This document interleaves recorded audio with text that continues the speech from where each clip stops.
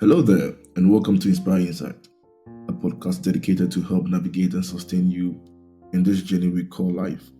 With your host, Mr. T, coming to you every week with various topics to inspire you as you take on each day.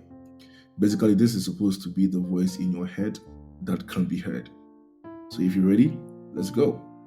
First of all, thank you all for those who listened to our second episode last week and also subscribe to our channel on the various platform. Please remember to subscribe, whichever platform they are listening on, YouTube, Spotify, Apple Podcasts. Remember to hit the subscribe button.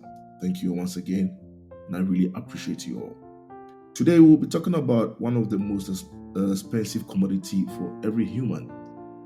We call it time. Yep. To be a successful person in life, this is one thing that you need to manage well. No matter where you are in your life, time is something that is most expensive, so it has to be pretty much managed well. Well, I have taught this several times and in various forums, and it happens to be one of my favorite topics for obvious reasons. So as always, we're going to start with our questions. First of all, is there always enough time to do what you want to do? Secondly, do you need more hours given to you in the day? Literally 24 hours is not enough for you. And lastly, how organized are you? So we're going to try to see how we can answer these questions with the various things we're going to talk about in some few minutes. To give something or somebody your time is of great value and has to be worth it. This in all aspects of our lives, not literally one side, but in all aspects, giving someone your time or giving something your time has to have great value. And the reverse basically is when somebody gives you their time, still there is value in there. I do believe that time is the most important commodity or is the most important thing in life than even wealth itself, as in riches. Case in point, if you've got money but you have limited time or literally no time to spend that money, what is it worth? So truly, time is an expensive commodity, not to be played with. And the few people who are able to manage this commodity well or asset well tend to be successful in life. As simple as that. So let's see if we can attempt to look for ways to manage one of the most expensive assets, in this case time, pretty much well. In order to manage your time well, one needs to be able to set clear goals or objectives and priorities to achieve those goals. So basically, we all know how to set goals or objectives for ourselves in our daily lives. Maybe one day we might do a topic on that, setting goals and objectives. But the assumption here is that you already have your goals in place and your objectives, but you struggle to put everything in order to fulfill them all. This is where priorities come in. So why do we need to set priorities? It is key to getting organized, firstly. Also, it actually makes you get most out of your time that you have. And lastly, it helps you to become successful in achieving your goals because literally you know what to do and what to do next. Do you know that the average person who develops a habit of setting clear priorities and getting important tasks cleared completely will run in circles around the genius who talks a lot, makes wonderful plans, and get little done? Have you ever heard of the saying, procrastination is a thief of time? We have people who make nice plans and ideas but never get things done. If you are in such a bracket, you are literally digging a big hole for yourself. There are a few techniques out there that can help you to set priorities in order to manage your time. I have two favorites, yes, but today I'm going to share one with you because it is quite simple to remember at all times. Now, this technique is called the must do, the should do, and the nice to do. Yeah, it's quite interesting, right? And funny too. It's very easy to remember. So I'm going to repeat it again. It is the must do, the should do, and the nice to do. These are three cohorts that when you set your priorities, or you set your actions or whatever you want to do, your tasks, you need to put them in these three buckets or codes. So we'll start with the must do. What do you mean by must do? These are stuff in your life that, if not done or completed, have serious impact in your life, whether at work or even personal. Can you think of any examples? One of the commonest examples I use mostly when it comes to personal life for must do, obviously, is to eat. Yeah, everybody must eat to gain strength. And to take a bath. Yep, you can't stay days without bath, even hours without taking a bath. So these are things that you cannot negotiate. You can't compromise on this. It's a must that we need to do them. At work, these are the tasks that are important and urgent, like meetings, emergencies, or planned tasks that you have to do, and etc. These are things that there's no negotiation about it. They have to be completed. They have to be done. So we put them in the bucket of that we call a must do. Then the second bucket is called should do.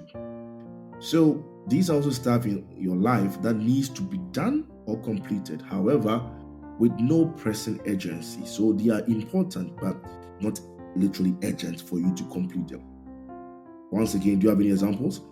I take exercise or maybe training to be healthy. I take it as a should do, but not a must do, because it's important to be healthy. You go for your walk, you go for your run, you go to the gym.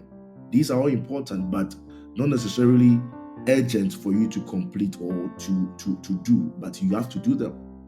Like planning your day at work, yes, it's quite important, but not urgent. If it's done, perfect, but it's not urgent that if you don't do it, it has serious implications in that regard as the must do's. Setting a career goal or personal milestones in your life, all these things can be put in the should do because they are important. You need to do them. But remember, the difference is that they are not urgent. So you need to differentiate these two. That is the should do. Now the last bucket, an interesting one, which we call nice to do. Yes, nice to do. What are nice to do stuffs? Literally, these are important. These are not important things, and also they are not urgent either. So they are not important and they are not urgent. But doing them gives you some gratification or just makes you a nice person. Yeah, I'm just a nice person like that. Unfortunately, there are tons of examples here that we can give to ourselves. And when we look at our to-do or our action list, there are a lot of things that fall in that category that we call nice to do. And they take most of our time. Any examples that come to mind? Classical example at work is the idle chats at the hallway or maybe at your desk. They are okay to have, but the point is they shouldn't literally exceed 5 minutes, like literally having a conversation, an idle conversation for almost 5 minutes plus. They're nice to do for you to be a nice person in the office or maybe in the community, but they don't literally add value to your life. Maybe in your personal space, catching up with the latest movies or the latest series, spending time to watch these things so that at least if your friends are talking, you can also relate. Yes, they are nice to do, but the point is don't let it take most of your time. So these are the three buckets that we call codes that if you are setting your priorities, you can put them in. But how do you go about this? First of all, obviously, you need to start from the must do. This is where you start to put, this is the things that you do first. So in your list of action plans or daily things that you want to do, the things that goes into this bucket, they can't be compromised. These are things that they are commitments, they are emergencies, planned tasks that you want to do. They go into the must do. So they are important once again, and they are urgent. You do not negotiate or compromise with the must do's. Actually, it's part of human nature to start from here because they are urgent and they are important, so you need to complete them. Then, obviously, you move to the second bucket, which is the should do's. These are equally important, once again, remember, but we plan to do this next after the must do's. So you put that, okay, these are the 5 things in the must do that I need to complete. After them, you move to the also important stuff, but not necessarily urgent. You move to them. These can be planning, any research, any creativity or development in terms of your the workspace that you are. They're equally important for you to achieve your goals, but not urgent. So you plan to do them. Now the catch here is that you have to be committed in doing the should do's. So the must do, you can't compromise on that. But when you get to the should do's, even though they are not urgent, they are equally important. So there has to be some commitment in there for you to complete those tasks also. So let's put that also in perspective. The last one is the nice to do. People, nice to do things, tasks, these need to be managed. In some instances, even avoided. Because it depends on the time that you have for yourself. If you've got limited time, you have to literally avoid them. But if you've got time, you can manage them. Manage means that you can have a couple of minutes, a couple of hours to just do the nice to do stuff.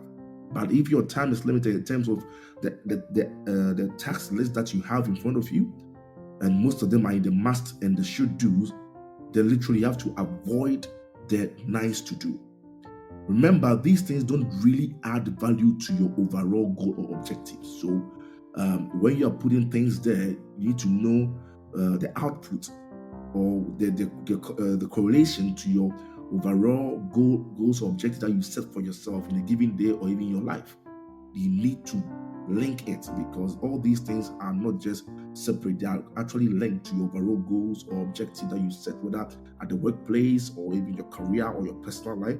They need to be linked. Remember, the techniques that I've stated here, they exist and is beneficial based on what you as the individual put in those 3 cohorts. Remember, I'm not going to list the things that merits a must do or a should do or a nice to do. What I gave were just examples. But you as the individual need to be specific in what goes into each bucket or each cohort. So you need to categorize your daily tasks or actions in a manner that would fit into this bucket in order to manage your time. Yes, if you've not done it, as you listen to this podcast, now you take a step back and look at your entire action list and put these things in these 3 buckets, whether it's a must do, whether it's a should do, whether it's a nice to do. So tomorrow, if a friend comes to you and says, hey, let's go and do this, you actually ask yourself, what I'm going to do, which bucket should it fall in? Should it fall in a must to do, or it should fall in a nice to do, or it should fall in a should do? Once you get yourself around this and you're able to manage yourself better, you tend to become a master of time management or a master of your own time. Ladies and gentlemen, many thanks once again for listening to us on your favorite podcast, Inspire Insight. Once again, we wait for the next episode coming next week. It's been your host, Mr. T. Have a great week. Cheers. Bye-bye.